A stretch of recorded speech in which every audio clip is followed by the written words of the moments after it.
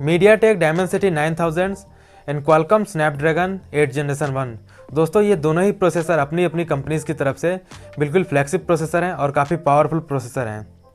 तो इस वीडियो में इन दोनों ही प्रोसेसर का कंपैरिजन करेंगे और देखते हैं लास्ट में कौन सा प्रोसेसर सबसे ज़्यादा पावरफुल होता है। वैसे स्नैपड्रैगन 8 जनरेशन 1 पे एक स्मार्टफोन तो इंडिया में लॉन्च हो चुका है और दूसरा वाला बहुत ही जल्द लॉन्च होने वाला है, लेकिन अभी डायमेंसिटी 9000 पे कोई स्मार्टफोन लॉन्च तो नहीं हुआ है। लेकिन आने वाले टाइम में बहुत से ऐसे स्मार्टफोन होंगे जिसमें ये प्रोसेसर देखने को मिलेगा। तो इस वीडियो को पूरा देखिएगा क्योंकि वीडियो बहुत इंटरेस्टिंग होने वाली है। और वीडियो अगर पसंद आती है तो वीडियो को लाइक कर दीजिएगा और अगर आप हमारे चैनल पर नए हो तो चैनल को सब्सक्राइब करके बेल आइकन को ऑल पे प्रेस कर लीजिए। तो दोस्तों कंपैरिजन को शुरू करने से पहले हम आपको एक चीज़ पहले ही क्लियर कर दें कि ये दोनों ही प्रोसेसर 2021 में लॉन्च हुए हैं और दोनों ही प्रोसेसर 5G सर्विस को सपोर्ट करते हैं। तो शुरू करते हैं इनके कोर स्ट्रक्चर से। तो दोनों ही 64 बिट ऑक्टा कोर प्रोसेसर हैं और दोनों में ही 1+3+4 का कोर स्ट्रक्चर देखने को मिलता है, जिसमें कि एक कोर हाई परफॉर्मेंस के लिए है और 3 कोर लो परफॉर्मेंस के लिए है और 4 कोर इफिशिएंसी वाले टास्क के लिए हैं। तो कोर स्ट्रक्चर में दोस्तों ये दोनों ही प्रोसेसर सेम है, इन दोनों में ही कोई डिफरेंस नहीं है। बात करते हैं दोस्तों इनके CPU क्लॉक स्पीड की। तो मीडियाटेक डायमेंसिटी 9000 में जो एक कोर मिलता है वो कॉर्टेक्स AX2 बेस्ड है, जिसको 3.05 गीगाहर्ट्ज़ पर क्लॉक किया गया है।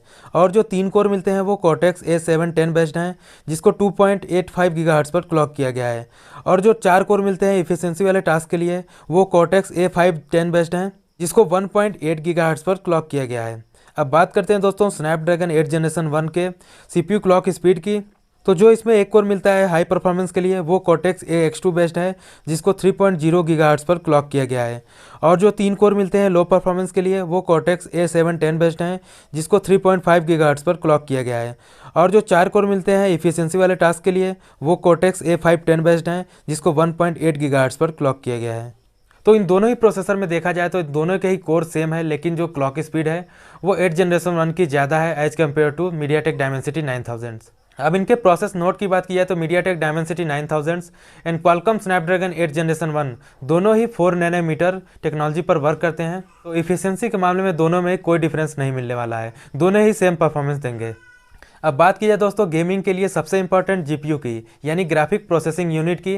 तो मीडियाटेक डायमेंसिटी 9000 में माली G710 MC10 GPU मिलता है और वहीं स्नैपड्रैगन 8 जनरेशन में एड्रीनो 730 GPU मिलता है। अब बात करते हैं दोस्तों इन दोनों ही प्रोसेसर के डिस्प्ले रेजोल्यूशन सपोर्ट के बारे में। तो मीडियाटेक डायमेंसिटी 9000 में मैक्सिमम 2K डिस्प्ले रेजोल्यूशन तक का सपोर्ट मिल सकता है और 144 हर्ट्ज तक का रिफ्रेश रेट मिल सकता है। और फुल HD+ डिस्प्ले रेजोल्यूशन में 180 हर्ट्ज रिफ्रेश रेट तक का सपोर्ट मिल सकता है। और वहीं स्नैपड्रैगन 8 जनरेशन 1 में मैक्सिमम 4K डिस्प्ले रेजोल्यूशन तक का सपोर्ट मिल सकता है, लेकिन 4K रेजोल्यूशन के साथ नॉर्मल 60 हर्ट्ज रिफ्रेश रेट तक का सपोर्ट मिल सकता है, इसमें कोई हायर रिफ्रेश रेट नहीं मिल सकता। वहीं 2K डिस्प्ले रेजोल्यूशन में 144 हर्ट्ज रिफ्रेश रेट तक का सपोर्ट मिल सकता है और फुल HD+ डिस्प्ले रेजोल्यूशन में 144 हर्ट्ज रिफ्रेश रेट तक का सपोर्ट मिल सकता है। तो डिस्प्ले रेजोल्यूशन सपोर्ट में स्नैपड्रैगन 8 जनरेशन 1 डायमेंसिटी 9000 से एक स्टेप आगे है, क्योंकि इसमें मैक्सिमम 4K तक का डिस्प्ले रेजोल्यूशन सपोर्ट मिल सकता है। अब बात की जाए दोस्तों दोनों ही प्रोसेसर के नेटवर्क एंड कनेक्टिविटी के बारे में। तो मीडियाटेक डायमेंसिटी 9000 में 5G में मैक्सिमम डाउनलोडिंग स्पीड 7 GB पर सेकंड तक का मिल सकता है, वहीं मैक्सिमम अपलोडिंग स्पीड 2.5 GB पर सेकंड तक मिल सकता है। और स्नैपड्रैगन 8 जनरेशन 1 में मैक्सिमम 5G में डाउनलोडिंग स्पीड 10 GB पर सेकंड तक मिल सकता है और मैक्सिमम अपलोडिंग स्पीड 3.5 GB पर सेकंड तक मिल सकता है। तो दोस्तों डाउनलोडिंग और अपलोडिंग दोनों में ही स्नैपड्रैगन 8 जनरेशन 1 मीडियाटेक डायमेंसिटी 9000 से आगे है। और दोनों ही प्रोसेसर में Wi-Fi 6E का सपोर्ट मिलता है। मीडियाटेक डायमेंसिटी 9000 में ब्लूटूथ वर्जन 5.3 का सपोर्ट मिलता है, वहीं स्नैपड्रैगन 8 जनरेशन 1 में ब्लूटूथ वर्जन 5.2 का सपोर्ट मिलता है। अब बात की जाए दोस्तों इन दोनों ही प्रोसेसर के रैम एंड स्टोरेज सपोर्ट की। तो दोनों ही प्रोसेसर में क्वाड चैनल का रैम मिलता है। मीडियाटेक डायमेंसिटी 9000 में लेटेस्ट LPDDR5X रैम का सपोर्ट मिलता है, जिसकी रैम फ्रीक्वेंसी 7500 मेगाहर्ट्ज़ है। LPDDR5 रैम के साथ इसकी रैम फ्रीक्वेंसी 3200 मेगाहर्ट्ज़ है और LPDDR4X रैम के साथ इसकी रैम फ्रीक्वेंसी 2133 मेगाहर्ट्ज़ है। डायमेंसिटी 9000 मैक्सिमम 20 GB तक के रैम को सपोर्ट कर सकता है। और वहीं स्नैपड्रैगन 8 जनरेशन 1 में मैक्सिमम LPDDR5 रैम मिल सकता है और इसकी रैम फ्रीक्वेंसी 3200 मेगाहर्ट्ज़ है और LPDDR4X रैम के साथ इसकी रैम फ्रीक्वेंसी 2133 मेगाहर्ट्ज़ है। और स्नैपड्रैगन 8 जनरेशन 1 मैक्सिमम 16 GB तक के रैम को सपोर्ट कर सकता है। तो दोस्तों रैम के मामले में मीडियाटेक डायमेंसिटी 9000 स्नैपड्रैगन 8 जनरेशन 1 से आगे है, क्योंकि इसमें आपको लेटेस्ट LPDDR5X रैम का सपोर्ट मिलता है। इसको अगर कंपेयर करेंगे LPDDR5 रैम के साथ तो ये 20% ज़्यादा पावर एफिशिएंट है।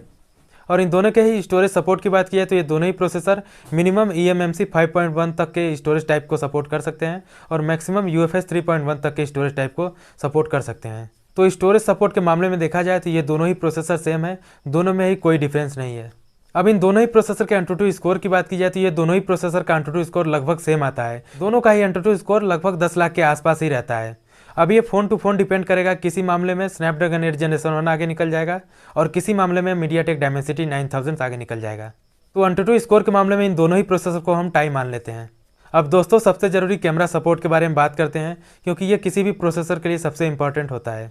तो दोनों ही प्रोसेसर में ट्रिपल ISP का सपोर्ट मिलता है, यानी कि दोनों ही प्रोसेसर सेम टाइम में 3 कैमरे को प्रोसेस कर सकते हैं। डायमेंसिटी 9000 की बात की जाए तो ये 32 मेगापिक्सल तक के 3 कैमरे को सपोर्ट कर सकता है और डुअल कैमरा 64+32 मेगापिक्सल तक को सपोर्ट कर सकता है। वहीं सिंगल कैमरा 320 मेगापिक्सल यानी कि 320 मेगापिक्सल तक को सपोर्ट कर सकता है। और स्नैपड्रैगन 8 जनरेशन 1 36 मेगापिक्सल तक के 3 कैमरों को सपोर्ट कर सकता है। वहीं डुअल कैमरा 64+36 मेगापिक्सल तक को सपोर्ट कर सकता है और सिंगल कैमरा 200 मेगापिक्सल यानी कि 200 मेगापिक्सल तक को सपोर्ट कर सकता है। तो कैमरा सपोर्ट के मामले में अगर आप देखते हैं तो स्नैपड्रैगन 8 जनरेशन 1 आगे रहता है मीडियाटेक डायमेंसिटी 9000 से। और वीडियो रिकॉर्डिंग सपोर्ट की बात की जाए तो डायमेंसिटी 9000 में मैक्सिमम 4K तक के आप वीडियो रिकॉर्ड कर सकते हैं, जो कि ये 60 FPS पर रिकॉर्ड करेगा और फुल HD प्लस 120 FPS पर रिकॉर्ड करेगा और 720p अप टू 240 FPS तक रिकॉर्ड कर सकता है। और वहीं स्नैपड्रैगन 8 जनरेशन 1 मैक्सिमम 8K तक के वीडियो को रिकॉर्ड कर सकता है, लेकिन ये 30 FPS पर रिकॉर्ड करेगा और 4K 120 FPS पर रिकॉर्ड कर सकता है, फुल HD प्लस 240 FPS पर और 720p 960 FPS पर रिकॉर्ड कर सकता है। तो वीडियो रिकॉर्डिंग सपोर्ट के बारे में अगर देखा जाए तो क्लियर विनर है स्नैपड्रैगन 8 जनरेशन 1, क्योंकि इसमें आप मैक्सिमम 8K तक के वीडियो को रिकॉर्ड कर सकते हैं और स्लो मोशन 720p 960 FPS पर रिकॉर्ड कर सकते हैं। तो दोस्तों ओवरऑल अगर इन दोनों ही प्रोसेसर के कंपैरिजन के रिजल्ट को देखा जाए तो ये दोनों ही प्रोसेसर में से किसी एक को विनर करना काफ़ी मुश्किल हो जाता है, क्योंकि ये दोनों ही प्रोसेसर एक दूसरे का काफ़ी कड़ा कंपटीशन दे रहे हैं।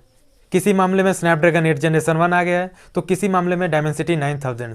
स्नैपड्रैगन 8 जनरेशन 1 को देखते हैं तो display resolution support, downloading speed और वीडियो रिकॉर्डिंग फीचर्स के मामले में आ गया है और वहीं डायमेंसिटी 9000 रैम सपोर्ट और ब्लूटूथ वर्जन में एक स्टेप आगे रहता है। तो ओवरऑल इन दोनों ही प्रोसेसर में किसी एक को विनर कहना तो काफ़ी मुश्किल है, लेकिन यहाँ कंपेरिजन हो रहा है तो किसी एक को तो विनर होना ही है। तो स्नैपड्रैगन 8 जनरेशन 1 को आप विनर कह सकते हैं, क्योंकि ये कुछ मामलों में डायमेंसिटी 9000 से आगे है। लेकिन दोस्तों आप भी हमें कमेंट करके जरूर बताइएगा कि आपके अकॉर्डिंग इन दोनों ही प्रोसेसर में कौन सा ज़्यादा पावरफुल है। और वीडियो से रिलेटेड कोई कन्फ्यूजन हो या फिर कोई क्वेश्चन हो तो वो भी कमेंट कीजिएगा, हम जरूर रिप्लाई करेंगे। तो दोस्तों बस यही था आज का वीडियो अगर पसंद आई तो वीडियो को लाइक कर दीजिएगा, चैनल को सब्सक्राइब कर लीजिएगा। मिलते हैं हम आपसे एक नए वीडियो में, तब तक के लिए जय हिंद।